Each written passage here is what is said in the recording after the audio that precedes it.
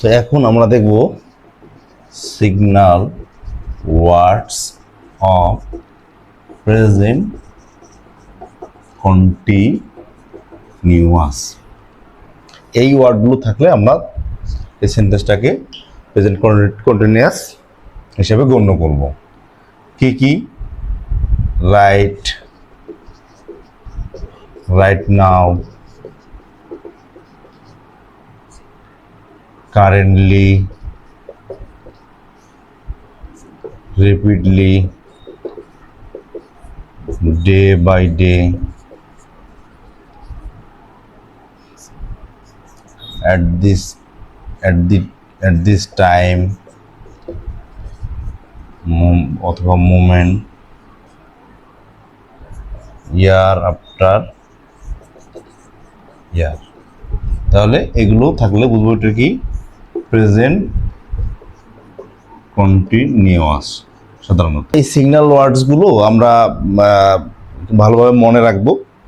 তো সিগন্যাল ওয়ার্ডস আরও আছে। আমরা প্রেজেন্ট ইনডিফিনিট বা সিম্পল প্রেজেন্ট টেন্সের সিগন্যাল ওয়ার্ডস দেখলাম।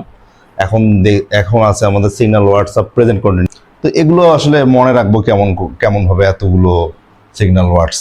তো এগুলো কি ভালো হয় যে এগুলো লিখে পড়ার টেবিলের আশেপাশে একটু লাগায় রাখলে ভালো হবে। বারবার এগুলো দেখতে দেখতে দেখতে দেখতে দেখতে আমাদের এগুলো মনে থাকবে।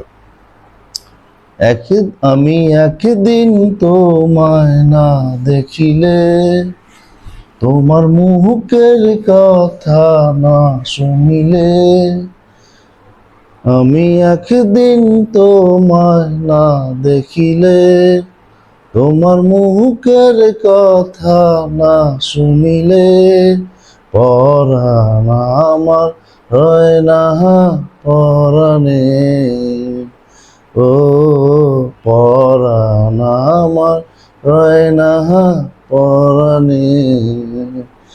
তো যাই হোক, এগুলো না দেখলে আমাদের পরাণ এগুলো থাকবে না। প্রেজেন্ট পারফেক্ট টেন্সের প্রেজেন্ট পারফেক্ট টেন্সের কি হবে? Signal words of present perfect.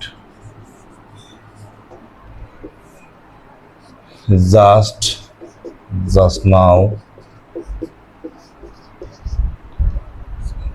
just now, already,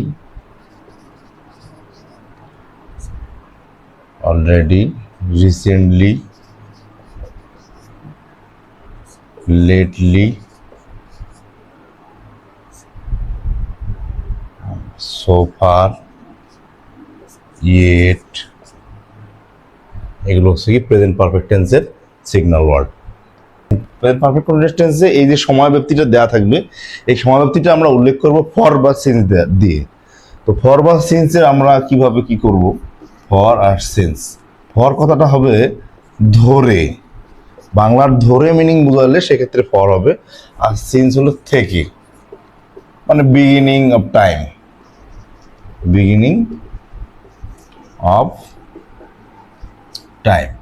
আর এটা হলো এটা ধরে চলছে যাবত। তো কেমন? It has been raining dash 2 hours। এটা আবার it has been raining Friday. আমি যদি একটু মিনিং চিন্তা করি, it has been raining 2 hours, বৃষ্টি 2 ঘন্টা থেকে হচ্ছে না ধরে হচ্ছে, কোনটা অ্যাপ্রোপ্রিয়েট? যে 2 ঘন্টা ধরে বৃষ্টি হচ্ছে না 2 ঘন্টা থেকে বৃষ্টি হচ্ছে? মানে থেকে মানে শুরু, কিন্তু অ্যাবসলিউটলি হচ্ছে যে 2 ঘন্টা ধরে বৃষ্টি হচ্ছে। আমি 2 ঘন্টা ধরে পড়ছি, আমি 2 ঘন্টা থেকে না। তো এই কারণে সুতরাং এখানে এটা ফর হবে, কারণ কি থেকে বোঝাচ্ছে, ধরে বোঝাচ্ছে। It has been raining Friday, এটা শুরু বোঝাচ্ছে, বিগিনিং অফ টাইম বোঝাচ্ছে, যে শুক্রবার থেকে বৃষ্টি হচ্ছে, যার কারণে এখানে সিন্স হবে। এটা প্রিপোজিশনের রুলস একটা। তো পাস্ট ইনডিফিনিট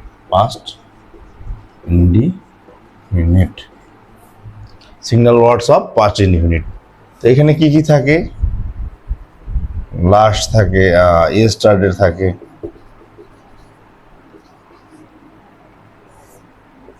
লাস্ট থাকে, লাস্ট ডে হইতে পারে, মান্থ হইতে পারে, উইক হইতে পারে, ইয়ার হইতে পারে, সো অন, মানে ইত্যাদি হইতে পারে। লাস্ট দিয়ে যা কিছু থাকুক হোয়াট এভার। পরে এগো, long ago, long since,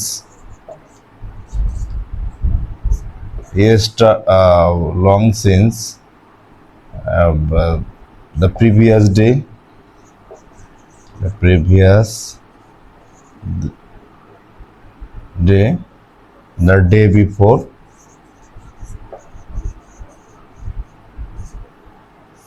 the day before, it is high time.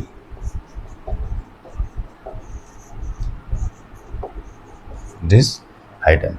তো এই যে সিগন্যাল ওয়ার্ডসগুলো গেল, এই সিগন্যাল ওয়ার্ডসগুলো আমরা সিগন্যাল ওয়ার্ডসগুলো দেখেও আমরা সহজে বুঝতে পারবো, কিন্তু মেইন হলো ভার্ব।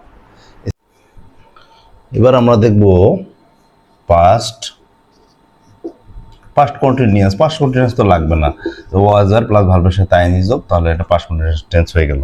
পাস্ট পারফেক্টটা কেমন হবে? পাস্ট পারফেক্ট হবে আমরা সরি হ্যাড প্লাস ভিথিং, এ দিয়েও হবে। তারপর এখানে একটা রুল দেখা যায় আফটার বিফোর, যে আফটারের পরে পাস্ট পারফেক্ট, আর এদিকে হলো পাস্ট, একদিকে পাস্ট পারফেক্ট হলো, একদিকে পাস্ট ইনডিফিনিট হয়। আর বিফোর, বিফোর মানে হচ্ছে আগে, এভাবে মনে রাখবো।